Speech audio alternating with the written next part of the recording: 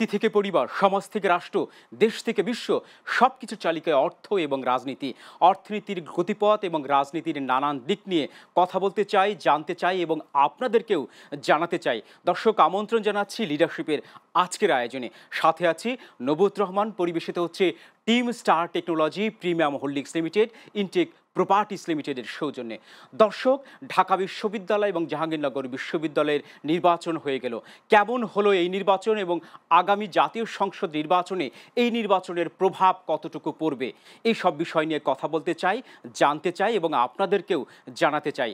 দুজন সম্মানিত অতিথি আমাদের এই স্টুডিওতে যুক্ত আছেন। তারা কথা বলবেন রাজনীতি, অর্থনীতি এবং আগামী নির্বাচন নিয়ে। প্রথমেই বাম দিক থেকে আমি পরিচয় করিয়ে দিতে চাই। আলমগীর হোসেন, কেন্দ্রীয় সভাপতি, আরাফাত রহমান, ক্রোকো স্মৃতি সংসদ। এবং আমার ডান দিকে রয়েছেন শফিকুল ইসলাম সালাম, উপদেষ্টা, সিরাজগঞ্জ জেলা বিএনপি, সহসভাপতি, মুক্তিযুদ্ধ প্রজন্ম দল, ঢাকা মহানগর দক্ষিণ। আপনাদের দুজনকে স্বাগত জানাচ্ছি আমাদের আজকের আয়োজনে। আলমগীর ভাই, আপনাকে দিয়ে শুরু করতে চাই। আপনি দীর্ঘ সময় জাতীয়তাবাদী রাজনীতির সাথে যুক্ত আছেন এবং একটি সংগঠনের সাথে যুক্ত আছেন এবং প্রতিষ্ঠাকালীন সভাপতি আরাফাত রহমান স্মৃতি সংসদ। এই যে দুটো নির্বাচন হয়ে গেল, ডাকসু এবং জাকসু নির্বাচন, এই নির্বাচন জাতীয় নির্বাচনে কতটা প্রভাব ফেলবে বলে আপনি মনে করছেন? বিসমিল্লাহির রহমানির রহিম। আমরা জানি যে গত 2 দিন আগে এবং 9 তারিখে ঢাকা বিশ্ববিদ্যালয় বাংলাদেশের সবচেয়ে বড় শিক্ষা প্রতিষ্ঠান, সেখানে নির্বাচন হয়ে গেলেন। সেই নির্বাচনের যে ফলাফল সেটা আমাদের প্রত্যাশার বাইরে। তারপরেও বলবো, যেহেতু নির্বাচন তো নির্বাচনই, এই মুহূর্তে আমাদের জাতীয় নির্বাচনের বিকল্প জাতীয়তাবাদী দলের থেকে ভাবা হয় নাই। তার কারণে আমাদের স্টুডেন্ট যারা ছিলেন, স্টুডেন্ট প্রতিনিধিত্ব যারা করছেন, তারা হয়তো ওই রকমভাবে প্রিপারেশন ছিলেন না। এবং আমরা যারা ক্যান্ডিডেট নেতৃত্ব দিচ্ছি, আমরাও কিন্তু এই নির্বাচনটাকে ওই রকমভাবে চ্যালেঞ্জ গ্রহণ করি নাই, যেটা জামাত বা ছাত্র শিবিরের পক্ষ থেকে করা হয়েছে। তাদের অভিভাবকগণরা যেভাবে নির্বাচনটাকে প্রচার প্রচারণায় এবং নির্বাচনটা জিতার জন্য তাদের যেই চেষ্টা এবং সর্বোচ্চ দিয়ে সার্বিক অর্থনৈতিক সব কিছু দিয়েই তারা কিন্তু এই নির্বাচনটাকে চ্যালেঞ্জের মুখে নিয়েছে। আমাদের সিনিয়র যারা ছিলেন তারা যদি এই নির্বাচনটাকে সেই জাতীয় নির্বাচনের মতন চ্যালেঞ্জমুখী হতেন, তাহলে হয়তো নির্বাচনের ফলাফল অন্যরকম হতেও পারত। তারপরও দেখা যাচ্ছে যে আমাদের স্টুডেন্ট যারা ছিলেন, জাতীয়তাবাদী ছাত্রদলের যারা ছিলেন, তারা কিন্তু দীর্ঘদিন হলে কখনোই ক্যাম্পাসে এসে থাকতে পারেন নাই। এটার একটা বড় কারণ।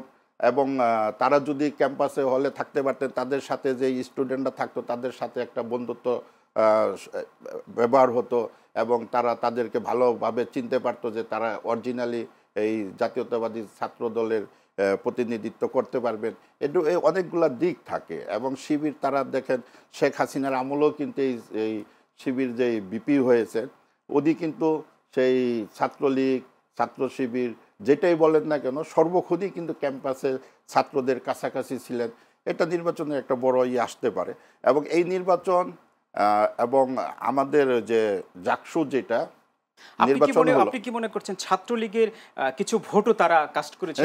সেটা তো অবশ্যই, যেহেতু ওই ছেলেনি যে ছাত্রলীগের প্রতিনিধিত্ব করতেন, তারপরে শিবির থেকে সে ক্যান্ডিডেট হলেন, ছাত্রলীগের ছেলেদের তো একটা মানে সিম্পেথি তার প্রতি থাকবে। এটা অবশ্যই ঠিক আছে, কিন্তু সেটা আমি বড় ব্যাপার মনে করতেছি না। আমাদের ছাত্রদলের যেভাবে ছেলেপেলেরা ছিলেন, তারা কিন্তু এই চ্যালেঞ্জটাকে ওইভাবে নেন নাই। মূল বিষয়টাই চ্যালেঞ্জ নিলে হয়তো ফলটা অন্যভাবে অন্যরকম, অবশ্যই অন্যরকমই হবে। সালাম ভাই, আপনার কাছে আমি আসতে চাই। আপনি সাবেক ছাত্র নেতা, আপনি নির্বাচনকালীন সময়ে পুরোটাই ঢাকা বিশ্ববিদ্যালয় এলাকাতে অবস্থান করছিলেন। আপনার কাছে কি মনে হয় যে শিবিরের যে জয় জয়কার, তাদের যে ভোট যে তাদের পক্ষে গেল, একটা বিপুল ভোট, আপনার কাছে বিশ্লেষণ কেমন?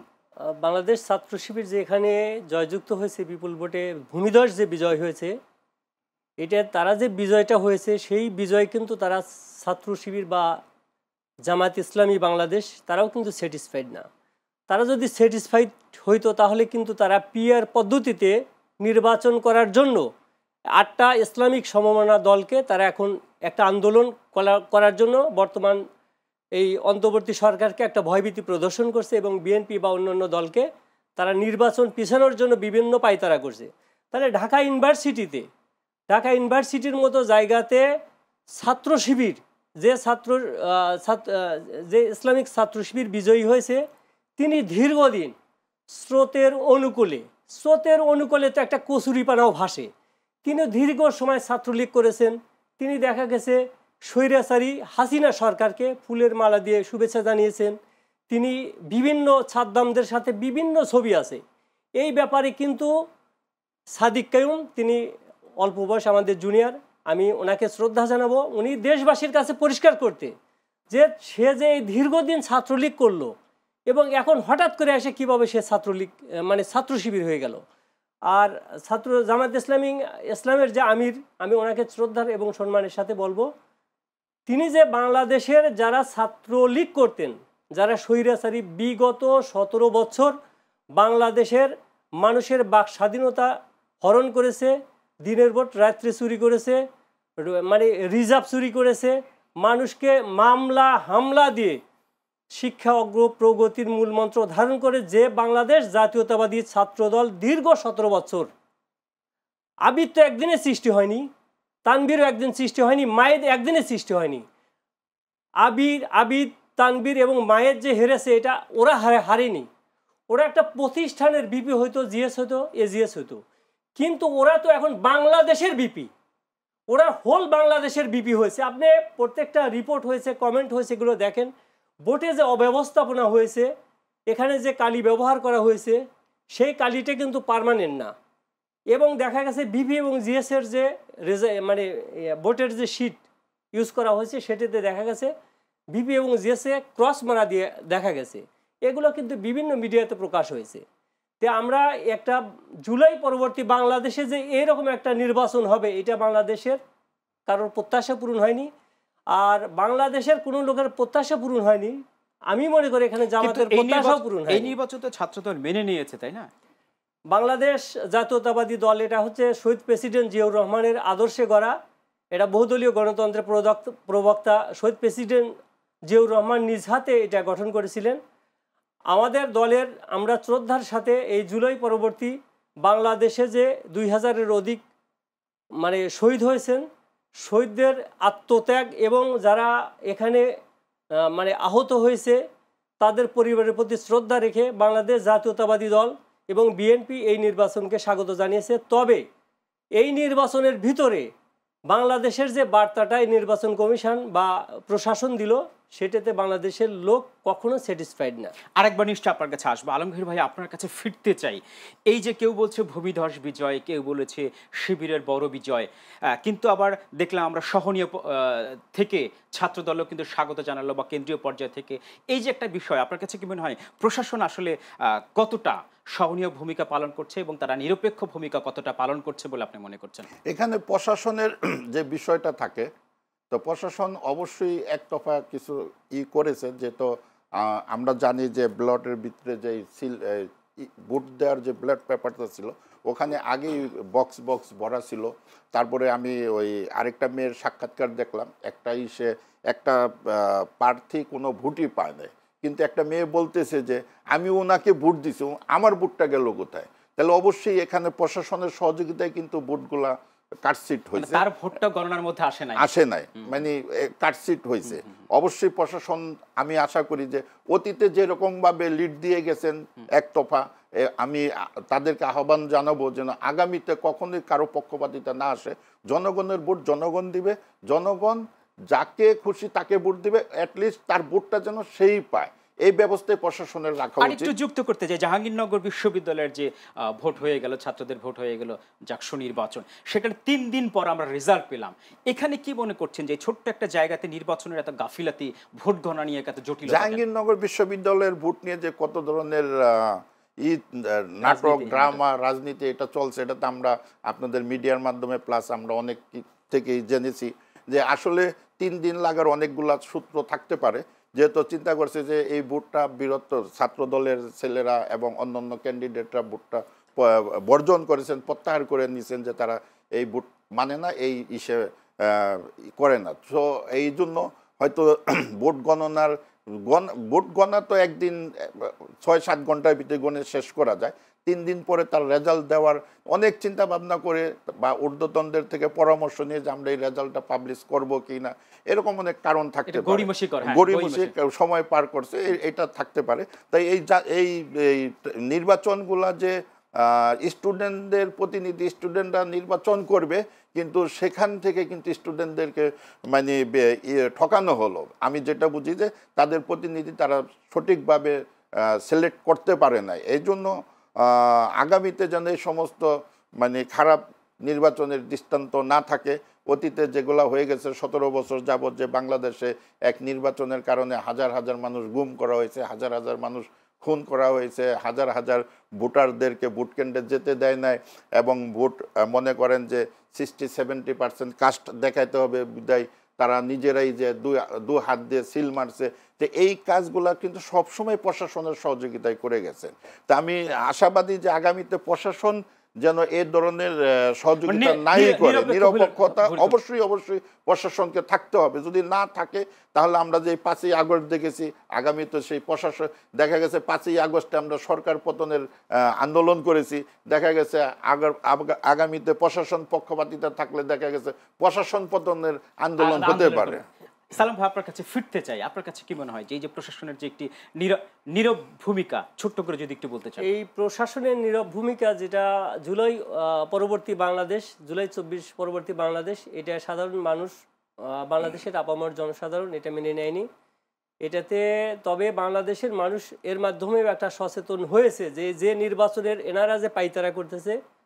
আমি মনে করি বর্তমান সরকার যে নির্বাচনটা দিল, ডাকসু এবং জাকসু, এই নির্বাচন কোনোভাবেই সুষ্ঠু এবং সুন্দর হয়নি। মানে জনগণের যে আকাঙ্ক্ষা সেটা পূরণ হয়নি, ছাত্রদের যে আকাঙ্ক্ষা সেটা পূর্ণ হয়নি। আপনি বিস্তারিত শুনবো একটু বিরতির পরে। দর্শক, আপনারা দেখছেন লিডারশিপের আজকের আয়োজন। নিতে চাই ছোট্ট একটা বিজ্ঞাপন বিরতি।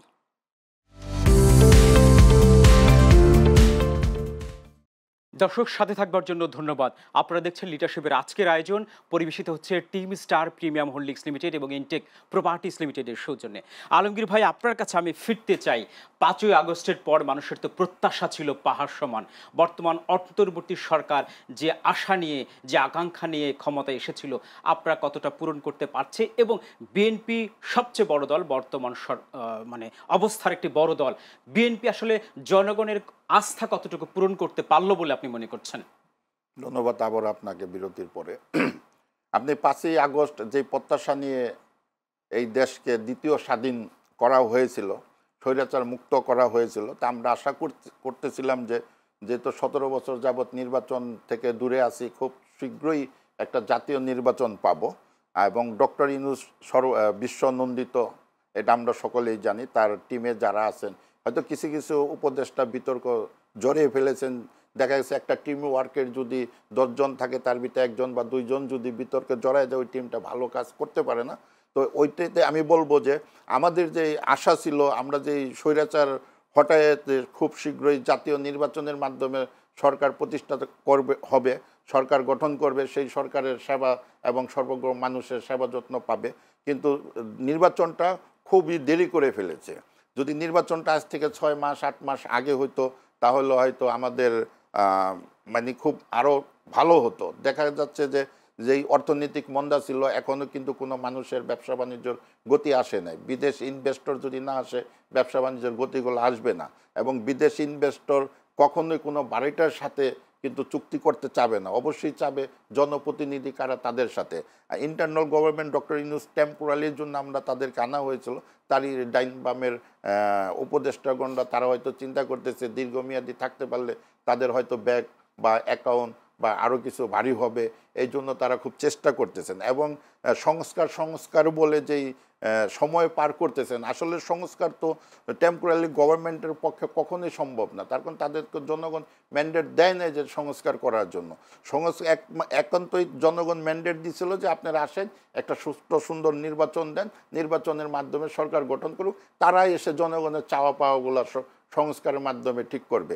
এবং সংস্কারে 31 দফা তো আমরা সেই এখন যে সংস্কারগুলা নিয়ে মানুষ কথা বলছে, আমাদের তো 31 দফা আন্দোলনের 31 দফা বাস্তবায়নের 2023 সালে আমাদের ভারপ্রাপ্ত চেয়ারম্যান জনাব তারেক রহমান ঘোষণা দিয়েছেন। সেই 2023 সালের 31 দফা নিয়ে কিন্তু আমরা বাংলাদেশের বিভিন্ন প্রান্তে জনগণের পাশে যাচ্ছি, জনগণ আমাদেরকে সাড় দিচ্ছে। এবং 2005 আগস্টের পরে দেশের যেই অবস্থা হয়েছিল, আমরা বৃহত্তর দল হিসেবে আমাদের যেই জনগণ আমাদের প্রতি যে প্রত্যাশা ছিল, ইনশাল্লাহ আমরা সেভাবে আশা পূরণ করতে পেরেছি। আমরা নিজেরা কিন্তু যখন পুলিশ ছিল না, আর্মি ছিল না, বিডিআর ছিল না, কেউ কাউকে পাহারা দেওয়ার মতন কোনো পরিবেশ ছিল না, বিভিন্ন জায়গায় দল বেঁধে চুরি ডাকাতির মানে এক ধরনের অস্থিরতার যে তৈরি করেছিল, মন্দিরও পাহারা দিয়েছি, বিভিন্ন মন্দিরে পূজা মণ্ডপে গিয়েছি, তাদেরকে উৎসব দিচ্ছি, উৎসব দেখাইছি এবং তাদের পূজাটা যেন সাকসেসফুল ভালোভাবে চালাইতে পারে, করতে পারে, তাদের অনুদানও আমরা করেছি। আমাদের প্রত্যেকটা নেতারাই কিন্তু এরকমভাবে দিয়েছে। আমরা কি বলে টিম ওয়ার্ক তৈরি করে আমরা বিভিন্ন মহল্লায় পাহারা দিয়েছি যখন পুলিশ প্রশাসন ছিল না। এখন আমরা আশা করতেছি যে প্রশাসন আসছে তারা অন্ততপক্ষে নিরপেক্ষ এবং 5 তারিখের আগের চিত্র তারা যেন ওই দিকটা কখনোই চিন্তা না করে। এখন কিছু কিছু প্রশাসনের যারা দায়িত্বে আছেন তারা 5 তারিখের মতনই অনেক জায়গায় আচরণ করতে যাচ্ছে, কিন্তু আমরা অবশ্যই এই আচরণ পরবর্তীতে কখনোই হোক এটা আমরা কখনোই ছাড় দেব না তাদেরকে। ধন্যবাদ আপনাকে। সালাম ভাই, আপনার কাছে আসতে চাই, ইতিমধ্যে কিন্তু রোডম্যাপ ঘোষণা করা হয়েছে নির্বাচনের, আগামী 2026-এর ফেব্রুয়ারিতে নির্বাচনের কথা হয়েছে। আপনার কাছে কি মনে হয় আগামী নির্বাচন বর্তমান সরকার কতটা সক্ষমতার সাথে পরিচালনা করতে পারবে বলে আপনি মনে করছেন? বাংলাদেশ জাতীয়তাবাদী দল গণতন্ত্রকে বিশ্বাস করে। এই দলে দীর্ঘ 17 বছর রাজপথ থেকে নেতৃত্ব দিয়েছেন। এখানে আমাদের অনেক সহযোদ্ধা ভাই গুম হয়েছে, খুন হয়েছে। আমাদের ইলিয়াস সাহেব এবং নূর আলম সাহেব এবং হাজার হাজার লক্ষাধিক মানুষ, মানে 3 থেকে 4 হাজার লোক গুম হয়েছে। এবং আপনার হামলাতে প্রত্যেকটা লোকের মানুষ কিন্তু আমরা নিজের সন্তানের কাছে, স্ত্রীর কাছে ঘুমাইতে পারতাম না। আমার ছোট একটা বাচ্চা, আমি বাড়িতে গেলে এখন কিন্তু আমাকে ভালোভাবে চিনতেও পারে না, কারণ আমি বাড়িতে যে হয়তো সর্বোচ্চ 10 মিনিট 20 মিনিট থাকতাম, গরুর গোয়াল ঘরে ঘুমাতাম, ছাগলের সাথে ঘুমাইতাম। এখন বাংলাদেশের মানুষ যে এত কষ্ট করলো এবং জুলাই যে অভ্যুত্থান হলো, এটা বাংলাদেশের জাতীয়তাবাদী দল একটা রেখা তৈরি করে দিয়েছিল। এখানে যে যত ক্রেডিট নেই, কিন্তু এই বিগত 17 বছরে কারা নেতৃত্ব দিয়েছে? জামাত যদি এত ভালো কাজ করতো 2008 সনের পরবর্তী, তারা কিন্তু বাংলাদেশের রাজপথে কোনো জায়গা ছিল না। ওনাদের সিনিয়র লিডারদের বিচার হয়েছে, হয়তো তাদেরকে আত্মপক্ষ সমর্থনে সেরকম সুযোগ দেয়নি। কিছু কিছু দল তো প্রশ্ন তুলছে যে তারাই নাকি এই গণ অভ্যুত্থানের প্রধান স্টেক হোল্ডার। তারা যদি গণ অভ্যুত্থান করে থাকে তাহলে আপনি বাংলাদেশে এখন কেন মুসলমান, মানে আমাদের বিএনপি থেকে বা আওয়ামী লীগ থেকে যারা বিতাড়িত হয়েছে বা ফ্যাসিস্ট দল থেকে বাংলাদেশে বিভিন্ন জায়গায় লুকায় আছে, তাদের মাথায় একটা টুপি পরাই দিচ্ছে, হালকা দাড়ি রাখার জন্য পরামর্শ দিচ্ছে, দিয়ে তাদের মিছিলে যোগ করাই দিচ্ছে। এটা কোন ধরনের রাজনীতি? জামাত ইসলামী বাংলাদেশের যদি গণ অভ্যুত্থান ঘটিয়ে থাকে, বাংলাদেশে যদি ভালো কাজ করে থাকে, তাহলে বাংলাদেশের লোক এমনি ওনাকে সাপোর্ট করবেন। আর বিএনপি তো বাংলাদেশ জাতীয়তাবাদী দল, শহীদ প্রেসিডেন্ট জিয়াউর রহমান বহুদলীয় গণতন্ত্রের প্রবক্তা।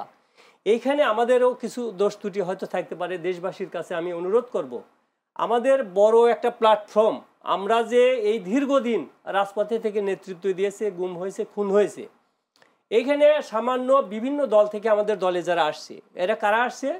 এরা ওই ম্যাডামের সাজার দিন দেখেন 144 ভঙ্গ করেছি, এখানে কিন্তু সব লোক আসে নাই, কিছু লোক মোবাইল বন্ধ করে লুকাইছিল। ওরা কিন্তু এখন গর্তে থেকে বের হয়ে বিভিন্ন সুযোগ সুবিধা নিতে চাচ্ছে। 28 অক্টোবর আপনি দেখেন যে এখানে 10-12 লক্ষ লোক হয়েছিল। যখন গন্ডগোল হয়েছে তখন কয়জন ছিল?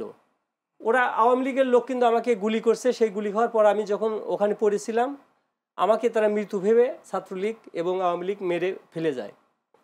তাহলে আমাদের, আমি না শুধু, এখানে আমাদের হাজার হাজার জিয়ার সৈনিক যারা, তারা হচ্ছে অরিজিনাল জিয়ার আদর্শের সৈনিক। কিন্তু যারা ওই যে বিভিন্ন দল থেকে আসছে, তারা সকালবেলা আওয়ামী লীগ, বহিরাগত যারা, বিকালবেলা বিএনপি, তারপরের বেলা জাতীয় পার্টি, এখন হালকা ধরনের দাড়ি রেখে মাথায় টুপি দিয়ে জামাত সাজছে। তো জামাত ইসলামীকে আমি শ্রদ্ধার সাথে বলতে চাই, আপনারা যদি বাংলাদেশের গণতন্ত্রকে বিশ্বাস করেন, আপনারা যদি এত নেতৃত্ব দিয়ে থাকেন, তাহলে আপনারা মানুষের কাছে পিয়ার পদ্ধতির জন্য কেন ভোট চাচ্ছেন? আপনি যদি জুলাই অভ্যুত্থান ঘটায় থাকেন তাহলে তো আপনার পিয়ার পদ্ধতির দরকার নেই, বাংলাদেশের লোক আপনাকে ভোট দিবে। আর বিএনপি বাংলাদেশের গণতান্ত্রিক দল, তারা সবসময় বলতেছে এই সরকার একটা জাতীয় নির্বাচন দিবে, যে নির্বাচনে সুষ্ঠুভাবে বাংলাদেশ জাতীয়তাবাদী দল ক্ষমতায় আসার জন্য পাগল নয়। বিগত 17 বছর যারা দীর্ঘদিন আন্দোলন সংগ্রাম করেছে তখন কোনো দলই ছিল না, এখন তো বিভিন্ন দল বলতেছে তারা সব কিছু করেছে। তাই সব কিছু যদি আপনি করেন বাংলাদেশের লোক তো আপনাকে ভোট দিবে, তাহলে তো আপনার পিয়ার পদ্ধতি তাহলে ভয় কেন কেন?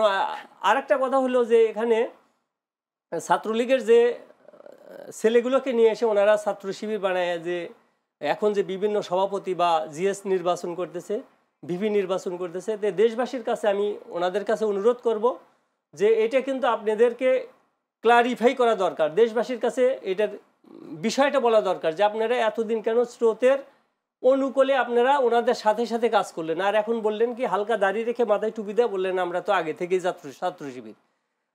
আবিদ তো একদিনের সৃষ্টি হয়নি, আবিদ তো আন্দোলন করেছে। আবিদরে না পারলে কি হয়েছে? আবিদ তো বাংলাদেশের একজন একবারে আইডল।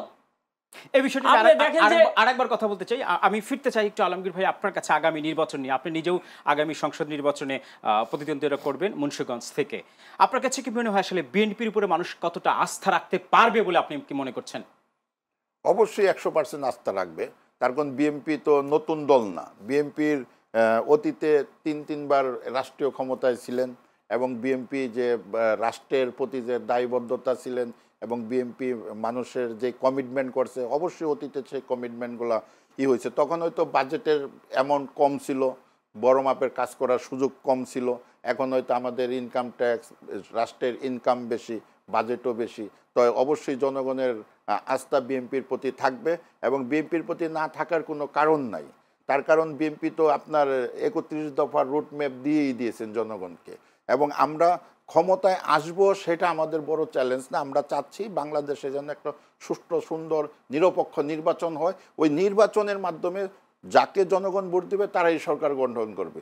বিএনপিকে যদি না দেয়, যদি জামাত ইসলামী পায়, সেখানে আমাদের কোনো সে নাই, কিন্তু নির্বাচনটা নিরপেক্ষ হতে হবে। ওই যে সালাম সাহেব বললেন যে পিআর, আসলে পিআর নির্বাচন আমাদের বাংলাদেশের ভিতরে এটা গ্রহণযোগ্যতা না, বা আমাদের এশিয়ার ভিতরে গ্রহণযোগ্যতা নাই। পিআর আবার কি? এটা কি বাপদাদার সম্পদ যে বাপের রাইখা চলে গেছে, আমরা 7-8 ভাই এটার ভাগ বন্টন করে নিয়ে খাবো?